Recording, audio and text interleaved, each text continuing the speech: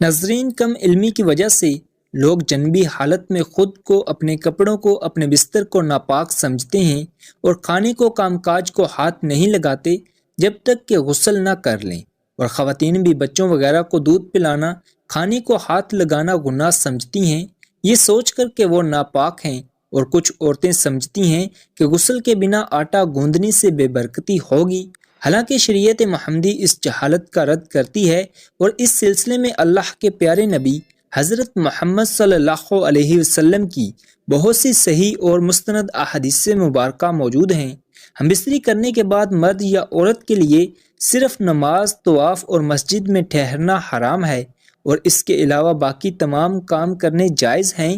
مرد و خواتین پر کہیں بھی ایسی کسی پابندی کا ذکر نہیں ہے، بلکہ غسل کرنے سے پہلے بھی جنابت کی حالت میں تمام لوگ عام روٹین کے کام کاج کر سکتے ہیں۔ روزہ رکھنے کے لیے سحری کھا سکتے ہیں، کھانا تیار کر سکتے ہیں، یا پھر گھر کے دوسرے کام کاج نپٹانے بھی جائز ہیں، اور اسی طرح ماں بچوں کو دودھ پلا سکتی ہے اور ان کی دیکھ بھال بھی کر سکتی ہے۔ اس کی کئی ایک دلیل موجود ہیں۔ حضرت حذیفہ رضی اللہ تعالی عنہ فرماتے ہیں کہ نبی اکرم صلی اللہ علیہ وسلم ان سے ملے تو آپ نے مصافحہ کے لیے ہاتھ پھیلاتے ہوئے ان کی طرف بڑھائے۔ حذیفہ نے کہا، میں جنبی ہوں۔ اس پر آپ صلی اللہ علیہ وسلم نے فرمایا، مسلمان نجس نہیں ہوتا۔ اس طرح کی ایک حدیث پاک بخاری کی حدیث نمبر 283 ہے، جس میں حضرت ابو ہریرہ رضی اللہ تعالی عنہ فرماتے ہیں کہ ایک دفعہ میں حالت جنابت میں ہونے کی وجہ سے حضور صلی اللہ علیہ وسلم کے سامنے ہونے کے باوجود بھی ان سے نہ ملا، جس پر حضور اکرم صلی اللہ علیہ وسلم نے فرمایا کہ مسلمان ہرگز ناپاک نہیں ہوتا۔ اس حدیث میں اس بات کا جواز پایا جاتا ہے کہ غسل جنابت کو اس کے واجب ہونے کے اول وقت میں تاخیر کی جا سکتی ہے، اور اس کا بھی جواز ہے کہ جنبی شخص اپنی ضروریات پوری کر سکتا ہے۔ ام المومنین عائشہ رضی اللہ تعالی عنہا کہتی ہیں کہ رسول اللہ صلی اللہ علیہ وسلم جنبی ہوتے اور پانی چھوئے بغیر سو جاتے، پھر اس کے بعد اٹھتے اور غسل فرماتے۔ کسی نے حضرت عائشہ رضی اللہ تعالی عنہا سے سوال کیا کہ اے عائشہ، حضرت محمد صلی اللہ علیہ وسلم ہم بستری کر کے نہا لیا کرتے تھے یا ویسے ہی سو جایا کرتے تھے؟ حضرت عائشہ رضی اللہ تعالی عنہا فرماتی ہیں کہ نبی اکرم صلی اللہ علیہ وسلم ہم بستری کر کے ویسے ہی سو جایا کرتے تھے۔ جب مؤذن رسول فجر کی اذان دینے کے لیے آتے تو حضرت محمد صلی اللہ علیہ وسلم غسل کر کے جسم کو خشک کیے بغیر ہی مسجد میں تشریف لے جاتے اور نماز فجر کی جماعت کرواتے، اور میں گھر میں آپ کی آواز سنتی رہتی۔ پھر آپ روزہ رکھ لیتے۔ کسی نے عامر رضی اللہ تعالی عنہ سے پوچھا، کیا یہ روزوں کے مہینے میں ہی ایسا ہوتا تھا کہ عام معمول میں بھی یہی ہوا کرتا تھا؟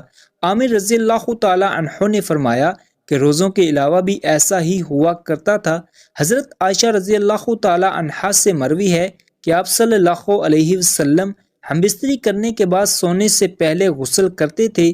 حضرت عائشہ رضی اللہ تعالی عنہا فرماتی ہیں، رسول اللہ صلی اللہ علیہ وسلم جنابت کی حالت میں جب سونا چاہتے تو آپ صلی اللہ علیہ وسلم اپنی شرمگاہ کو دھوتے اور نماز جیسا وضو کرتے۔ رسول اللہ صلی اللہ علیہ وسلم نے حضرت عمر کو سونے سے پہلے وضو کرنے اور اپنی شرمگاہ کو دھونے کا حکم دیا۔ رسول اللہ صلی اللہ علیہ وسلم بعض اوقات غسل کر کے سوتے اور بعض دفعہ حالت جنابت میں ہی وضو کر کے سو جاتے۔ ناظرین گرامی، افضل یہی ہے کہ جنابت کے بعد جتنی جلدی ہو غسل کر لیا جائے، کیونکہ ایسا نہ ہو کہ کہیں غسل کرنا بھول نہ جائیں۔ کھانے پینے، سونے اور عورتیں بچوں کو دودھ پلانے سے پہلے جنابت کی حالت میں وضو کر لیں تو افضل ہے۔ ناظرین گرامی، یہ یاد رہے کہ وضو کرنا واجب نہیں، لیکن وضو کرنا اور شرمگاہ کو دھو لینا مستحب ہے۔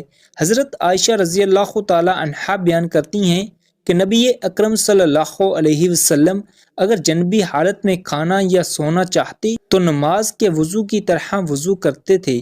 وضو کرنا اس لیے بھی افضل ہے کہ نبی کریم صلی اللہ علیہ وسلم نے فرمایا، 3 لوگوں کے پاس رحمت کے فرشتے نہیں آتے، کافر کی لاش اور خلوق خوشبو لگانے والا اور جنبی شخص، جب تک کہ وہ وضو نہ کر لے۔ اللہ تعالیٰ سے دعا ہے کہ اللہ تعالیٰ ہمیں دین اسلام کے مطابق زندگی بسر کرنے کی توفیق دے۔